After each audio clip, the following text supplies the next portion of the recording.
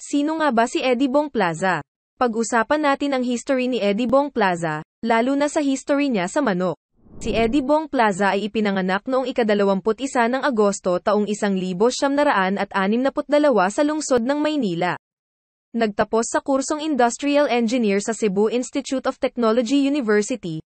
Naging gobernador ng Agusan del Sur noong ika-30 ng Hunyo taong 2010 hanggang ika-30 ng Hunyo taong 2019. Siya si Governor Adolf Edward Galido Plaza o mas kilala sa tawag na Eddie Bong Plaza. Kilala siya sa larangan ng politika bilang isang kagalang-galang na gobernador. Ngunit sa kabilang banda ay mahilig siya sa mga manok na panabong. Kasalukuyan, meron siyang farm ng mga manok na panabong. Dito niya inaalagaan at pinaparami ang iba't ibang uri ng breed ng mga manok na panabong. Dito din niya pinag-aaralan kung paano ito palakasin at pagalingin sa mga laban. Paano nga ba nahilig sa manok na panabong si Mr. Eddie Bong Plaza? Noong siya ay bata pa, dinadala siya ng kanyang ama tuwing linggo sa farm nito sa Parañaque, noong siya ay nasa edad na 10 taong gulang. Noong una, wala pa siyang hilig dito.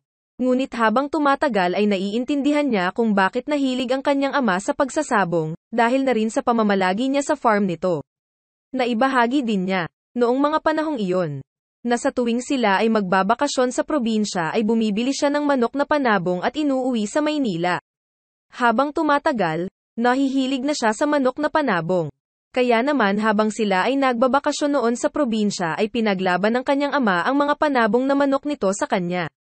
Pinagtaka niya kung bakit pinaglaban ng kanyang ama ang mga manok nito sa manok niya at merong tari ang mga manok ng kanyang ama at ang kanya ay wala.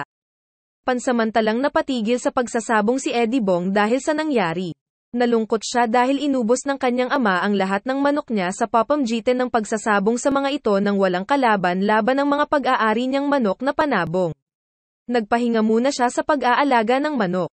Ngunit noong siya ay pumunta ng Cebu, bumalik ang hilig niya sa manok na panabong nang makita niya ang kanyang mga kapatid na meron ding mga manok na panabong sa kani-kanilang mga bahay.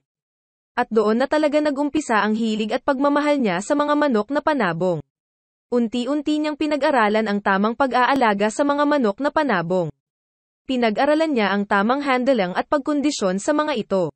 Naging assistant siya ng handler ng kanyang ama, tagapakain at tagalinis ng dumi ng mga manok ng kanyang ama.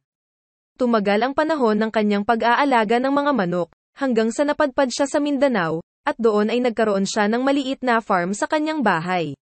Doon, ay naging kampiyon siya ng 3 sunod nang inilaban niya ang kanyang mga manok sa Cebu. Dahil sa pagiging kampiyon, doon niya nabili ang kauna-unahang malaking farm na pag-aari niya sa Mindanao.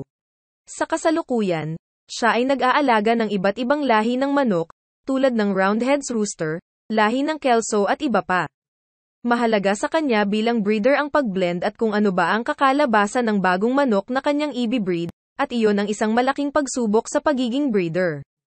Sa mga nagdaang panahon sa pag-aalaga ng manok, naibahagi din ni Mr.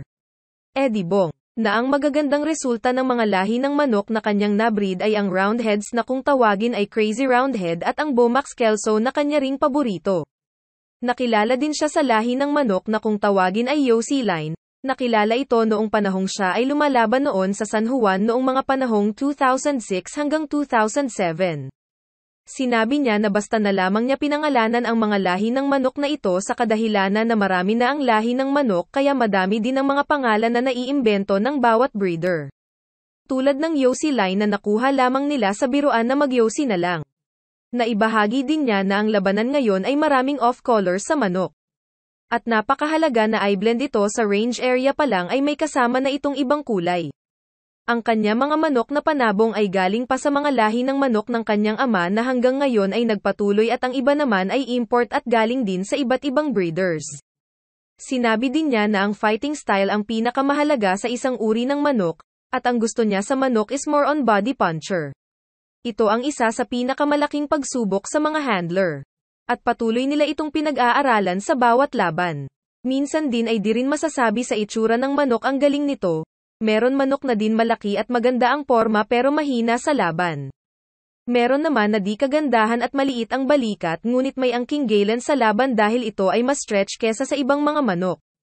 Kalimitan. Ang kanyang manok na panabong na pinipili na ay laban ang nanalo kaysa sa mga pinipili ng kanyang mga handler, dahil meron siyang nakikita na di nakikita ng ibang handler.